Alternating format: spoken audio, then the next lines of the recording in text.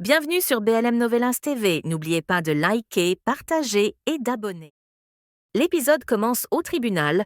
Le seul témoin dément ses accusations sur les Ardienté, parce que Arnaldo lui avait menacé d'éliminer lui et toute la famille. Alors, au tribunal, Ivy, Camia et les autres choqués du propos du témoin, tandis que les Ardienté étaient soulagés d'être acquittés de toutes les charges.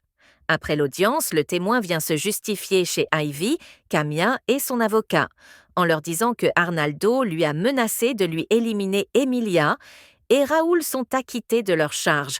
Puis Emilia va faire Ivy un câlin pour la féliciter. Mais Ivy n'est pas contente au fond d'elle.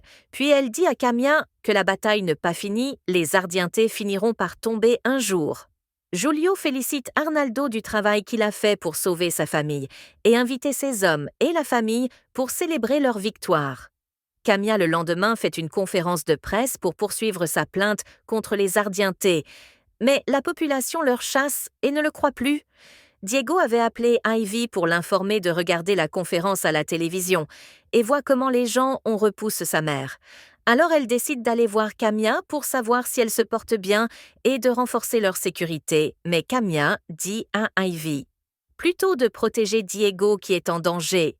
Julio appelle Arnaldo et Emilia pour prendre de mesures sur le seul témoin, mais Arnaldo leur répond il gère les problèmes, mais Julio dit à Emilia de bien surveiller Raoul, mais il est déjà parti voir Camia pour lui parler, mais elle l'a chassé de sa maison.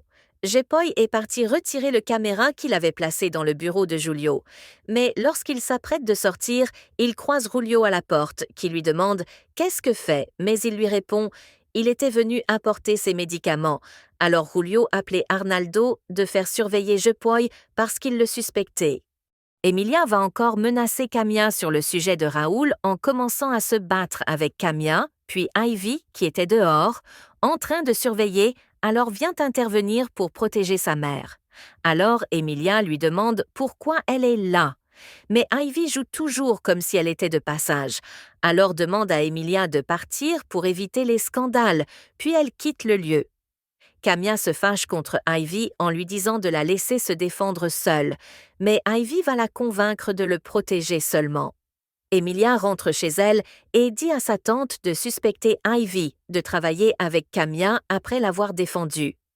Jepoy est allé voir Ivy, qui était accompagnée de Carlotta en lui faisant de comptes sur les mouvements des Ardienté, alors Ivy lui demande de faire attention parce qu'il est entouré des Ardienté, mais il lui répond « il fait tout pour elle ». Jepoy va retirer son caméra à sa sortie du bureau de Julio Arnaldo, avait placé aussi un caméra pour voir qui sorte, et entre dans le bureau l'a aperçu et va montrer le vidéo chez Julio, qui demande à Arnaldo de punir Madrigal en le torturant. Ivy cherchait de joindre Madrigal qu'il avait appelé avant d'être surpris chez Arnaldo. Alors Ivy décide d'aller chez les Ardienté pour savoir qu'est-ce qu'il passe. L'épisode prend fin, Ivy arrive chez les Ardienté et Emilia l'invite dans l'endroit où on torture Madrigal. Choqué de la situation, c'est la fin de notre résumé. Merci d'avoir regardé la vidéo et continue d'abonner à notre chaîne.